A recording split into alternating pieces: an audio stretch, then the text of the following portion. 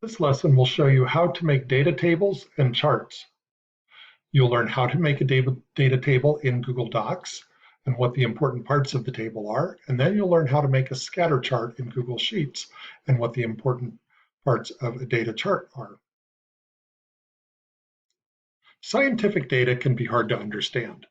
Victor, in the picture, is doing an experiment where he drops his cell phone from different heights and times how long it takes to get to the ground. I don't understand why he chose his cell phone instead of something less fragile, but he did. Victor's data is shown on the sheet on the screen, and it's really hard to tell what it's telling us. We need a better way to understand. Open up a blank Google Doc and follow along with this example. To open a new Google Doc, you can type doc.new into your Chrome address bar. When you have your new document open, we're going to begin by inserting a table. Go to the Insert menu, choose Table, and you can decide how big you want your table to be.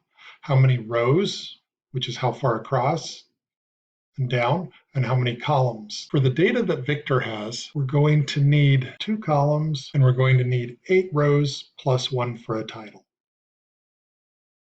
Once we select the size of the table, it's automatically inserted. We're going to type in Victor's data. It's important to always include a heading on each column to show what's in the column. In Victor's data, the left column is the height in meters, and the right column is the time for the phone to drop in seconds.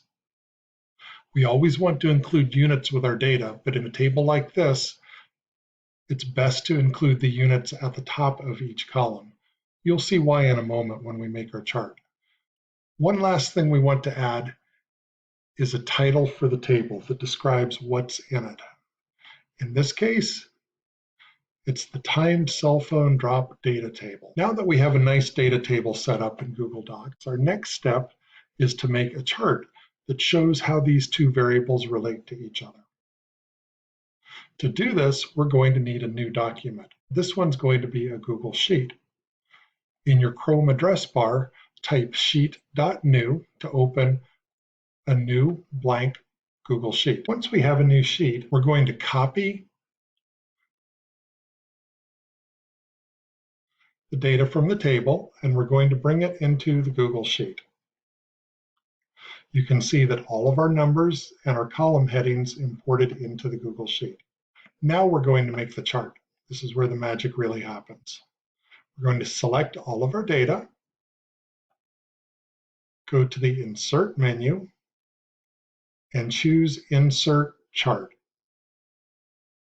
And you can see that Google created a chart that has all of our information on it, and it picked a kind of chart for us that's called a scatter chart. It gave us a title at the top, and it gave us values along the X and Y axes. Let's customize this chart a little bit. To make changes on the chart, go to the 3 dots in the top left and click Edit Chart. That will open up the chart editor box on the right-hand side of your screen. This is where we can change to a different kind of chart if we wanted. We can do line charts or column charts or bar charts or pie charts. But for this kind of data where we're comparing 2 variables, a scatter chart is perfect. We already have the correct data in there, so we're not going to change anything else on this screen. Let's go to the Customize screen next. And you can see we have several options here. We can change the chart style, which is the colors and the fonts that it uses, but those look okay. We can change the chart titles and the axis titles. Let's change the title. Right here, we're going to make it on the chart title. Let's make it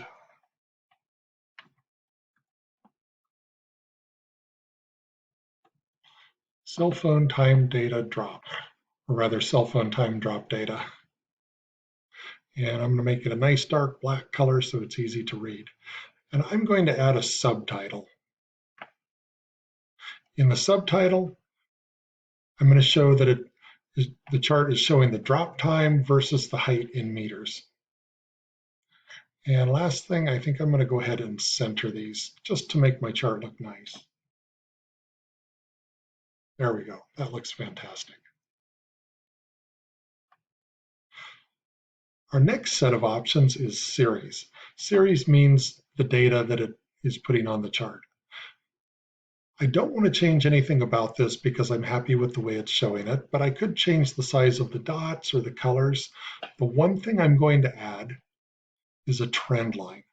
A trend line on a scatter plot is a line that is the best fit between going through all of the data points. It doesn't hit them exactly, but it shows the trend of the different data. That way we can see what the relationship is. Is it a positive relationship like this one, where one value increases and the other one increases? Or in a different chart, it might be showing a negative relationship, whereas one value increases, the other one decreases. Our next set of options is the legend.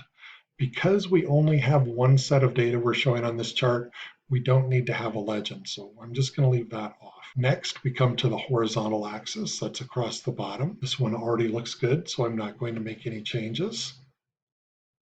And the vertical axis, only thing I'm going to change here is I'm going to show the axis line. That just fills in the side of the graph here, which I think makes it a little easier to see the graph and understand it. The last section at the bottom shows us our grid lines and ticks. First, we'll look at the vertical axis. Those are the grid lines along the vertical axis. And it's automatically put in grid lines that look pretty good to me. I could turn on the tick marks, maybe I'll do that. And then I'm going to look at the horizontal axis. And on that one, I'm going to turn on some more grid lines. And I'm going to turn on the tick marks along the bottom to make the chart easier to read. That looks pretty good to me. I can read the chart easily. I can see what the trend is. I have a nice descriptive title. My independent variable across the bottom is my height in meters, so I have my units shown. My dependent variable on the vertical axis is my drop time, and the units are in seconds. So I'm pretty happy with this. So I'm going to close the chart editor.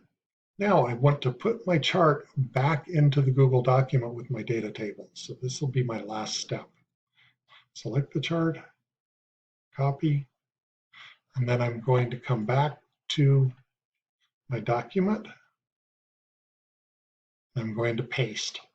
Now, when I paste the chart, it's going to ask me if I want to paste it unlinked or with a link to the spreadsheet.